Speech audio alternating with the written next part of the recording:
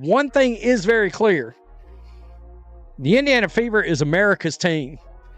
And boy, the haters, by the time this season is over, their heads are going to have exploded already. They're going to be so angry by the end of this WNBA season. I mean, it's going to be hilarious watching the daily meltdown. Caitlin Clark isn't just breaking records.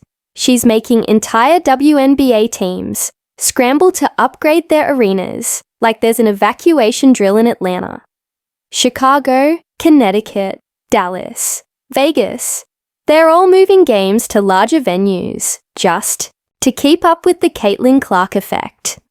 And somewhere, you can bet Angel Reese is scrolling through her phone, wondering why it's not her name lighting up the billboards.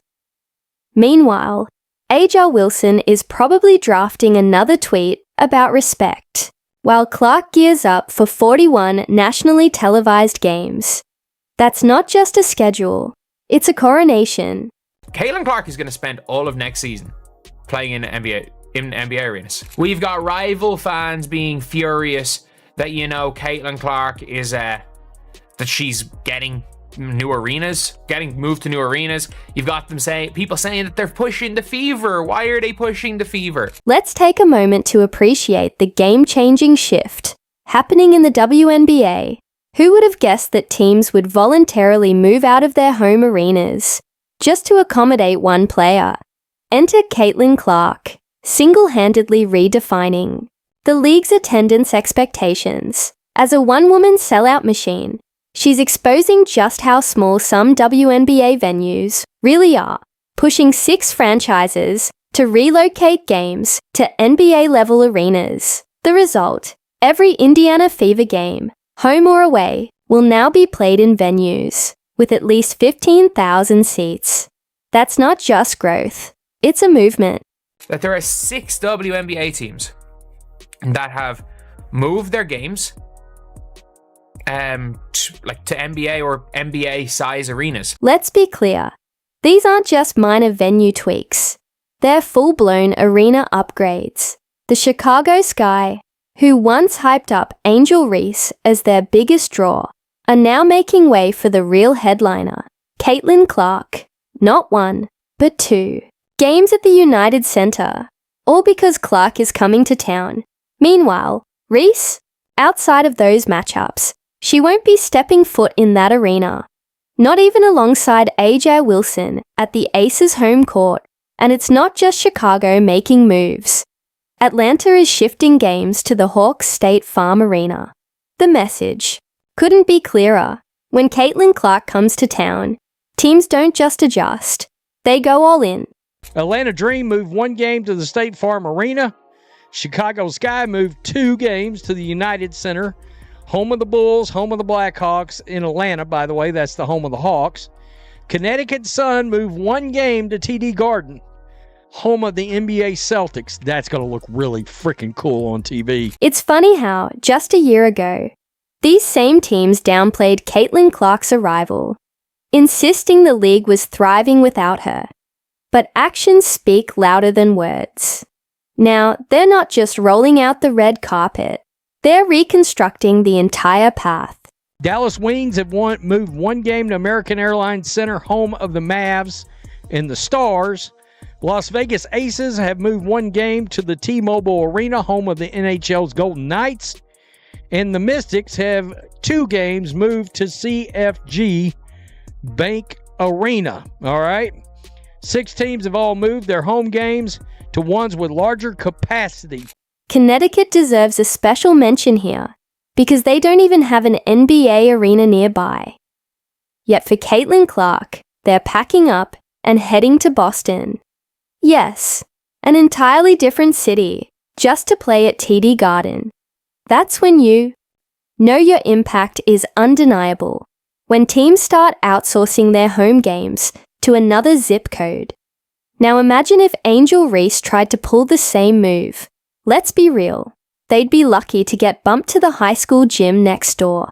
We're now at the stage where Caitlin Clark is probably going to be responsible. I'm not joking when I say this. For like games where she plays in are probably going to be responsible for like 30% of the attendance in the WNBA. And it's not just them. The Dallas Wings and Washington Mystics are also hopping on the Caitlin Clark effect, moving their Indiana matchups to bigger arenas with more seats and, of course, even more dollar signs. This isn't some random coincidence. It's a full-blown league-wide strategy. When Caitlin Clark comes to town, it's no longer just a basketball game. It's a financial jackpot for the opposing team. Some analysts have even dubbed her the WNBA's walking stimulus package. And honestly, that's not an exaggeration. It's just facts. There are teams that are going to average 3,000 fans at games, but have 17,000 fans when Caitlin Clark shows up to town with a fever. So, where are the haters now? The same people who complained about Caitlin Clark being overhyped are suddenly real quiet as their arenas sell out and TV ratings soar, all thanks to the one player they refuse to give credit to. Meanwhile, Aja Wilson is busy posting cryptic tweets while her own team clears space for Clark. And Angel Reese, she's probably still fuming that her so-called unmatched championship didn't even come close to generating this level of buzz. The Phoenix Mercury play in the NBA arena. The Seattle Storm do. There are 13 WNBA teams, 7 already playing NBA arenas. The other 6 are moving their games to NBA arenas versus the Fever. You can't acknowledge that she is the needle mover. Yeah. Before Caitlin Clark took over, WNBA teams were settling for modest crowds, averaging around 6,000 fans per game. Now, even league executives admit they'd rather sacrifice home court advantage than miss out on the Caitlin Clark cash grab. She's not just a hot ticket, she's a walking gold mine. Clark is effortlessly packing 20,000-seat arenas, tripling the league's usual attendance, like it's just another day at the office. You know, a lot of people say that Caitlin Clark moves the needle. That is wrong. She is the needle. She dictates. We all know what she's done on the floor. It's history, right? But off the floor, my goodness. Let's do the math. WNBA attendance jumped 48% last year. And guess who carried that surge on her back? Caitlin Clark. Teams aren't just adding her games to their schedules. They're building their entire seasons around her. Vegas didn't just move one game. They shifted multiple matchups to T-Mobile Arena just to accommodate the Clark effect. The same aces who act like she's not a threat. Yeah, they're the ones booking bigger stages every time she comes to town. Now we've got some more information on the games and some perspective. Here we are. Indiana Fever put this out, man, just a few minutes ago. All eyes on us. 41 of our 44 games are on national television. But wait, if you thought the arena upgrades were wild, the TV coverage is even crazier. Caitlin Clark is locked in for 41 nationally televised games this season. 41, that's more airtime than entire WNBA teams have had in the last decade. Combined, ESPN, ABC, CBS, NBA TV, they're all scrambling for a slice of the Caitlin Clark pie. The most television games in franchise history, the most national television games for a single team in WNBA history. How about that? Last season, the Indiana Fever weren't just playing games. They were breaking records. Their matchups set viewership highs across the league. And now, they've become the crown jewel of WNBA broadcast scheduling. It's a wild transformation. Just a few years ago, Indiana was background noise, struggling to win games.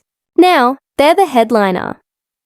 And you know that stings for players like Aja Wilson and Angel Reese, who probably assumed the spotlight was theirs for the taking. Instead, they're watching Caitlin Clark steal the show, dominate the ratings, and lock in primetime slots. Clark didn't just boost attendance, she flipped the entire WNBA broadcast model.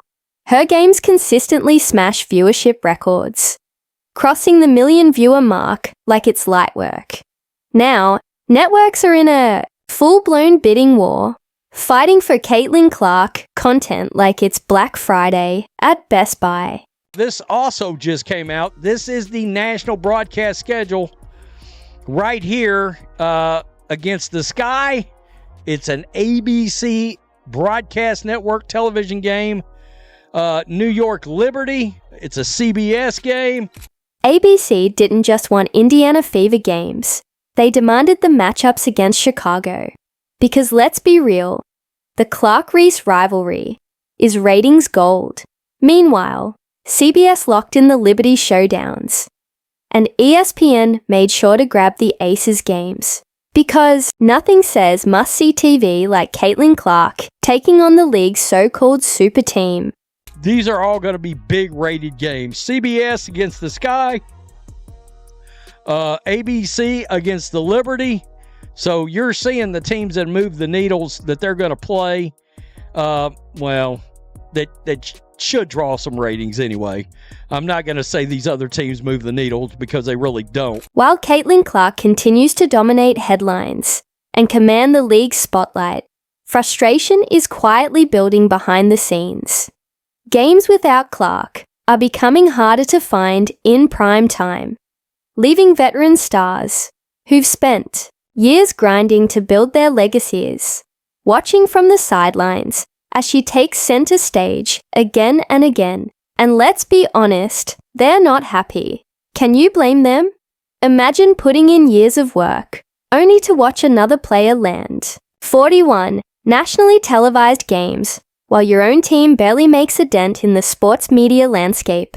We're bringing more and more fans to this league, people that have maybe never watched the WNBA before, and it kind of takes your breath away at points. While Caitlin Clark continues to dominate headlines and command the league's spotlight, frustration is quietly building behind the scenes.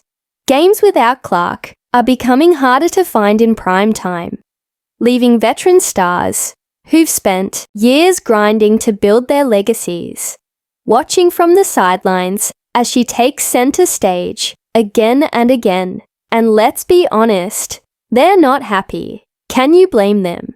Imagine putting in years of work, only to watch another player land. 41 nationally televised games, while your own team barely makes a dent in the sports media landscape. The WNBA needs to do everything they can to promote Caitlin Clark. And I'm not saying do it at the expense of anyone else, but they went into last season basically trying to promote anyone but Caitlin Clark for I don't know what reason.